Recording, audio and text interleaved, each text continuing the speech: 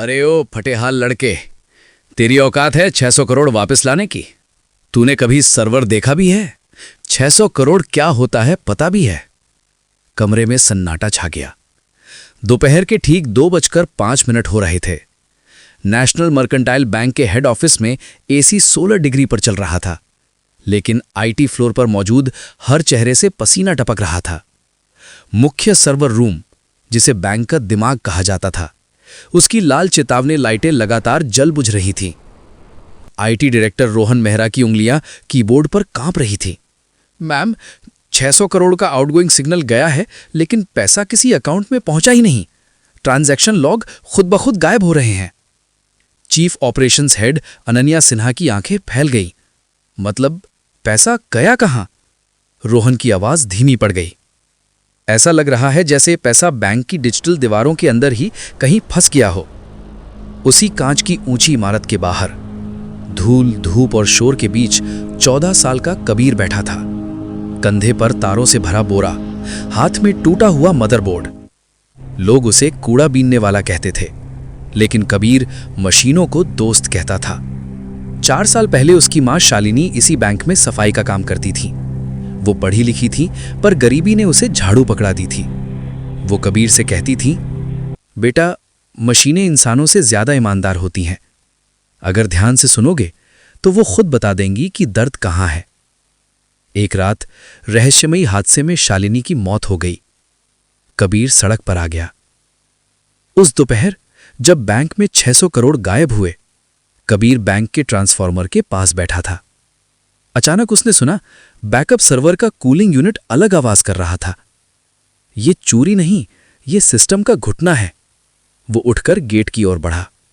Guard ने डंडा उठाया, भाग यहां से।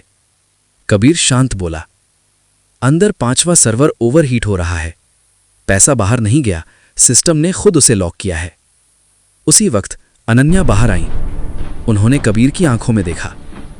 वहां घबराहट नहीं थी, बस यकीन था।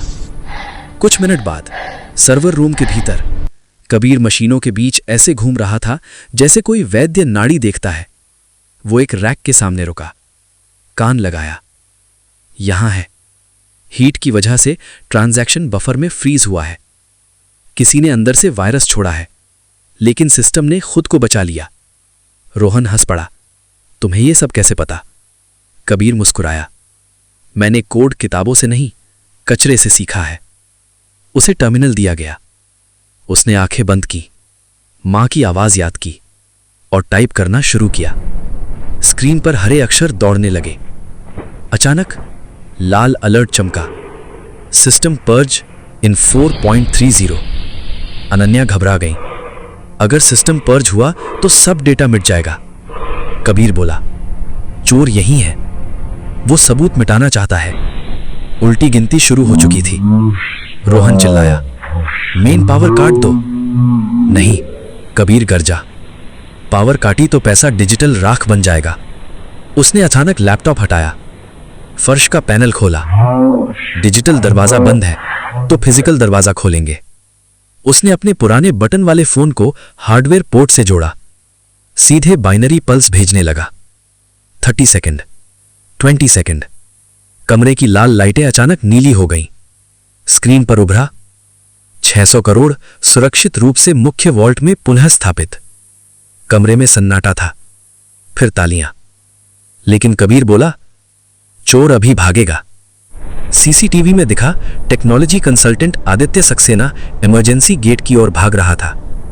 पकड़े जाने पर उसने हंसते हुए कहा, 4 साल पहले तुम्हारी मां ने मेरा राज पकड़ लिया था।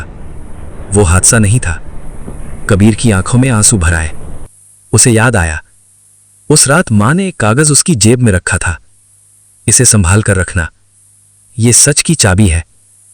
वो कागज दरअसल मास्टर इनक्रिप्शन की की था।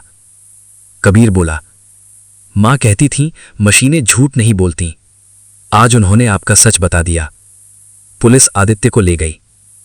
3 साल बाद उसी बैंक के सामने एक नई इमारत खड़ी थी, शालिनी डिजिटल लर्निंग सेंटर, सड़क के बच्चों के लिए। उद्घाटन के दिन 17 साल का कबीर मंच पर खड़ा था। उसने कहा, मशीनें कभी ये नहीं पूछती कि हाथ कितने गंदे हैं या साफ, वे सिर्फ हुनर पहचानती हैं। काश इंसान भी ऐसा करना सीख जाएं। हॉल तालियों से गूंज उठा। अरन्या की आंखों में गर्व था। शाम को कबीर फिर उसी फुटपाथ पर गया। एक छोटा बच्चा तार चुन रहा था। कबीर ने उसका हाथ पकड़ा। चल, आज से तू कूड़ा नहीं, अपना भविष्य चुनेगा।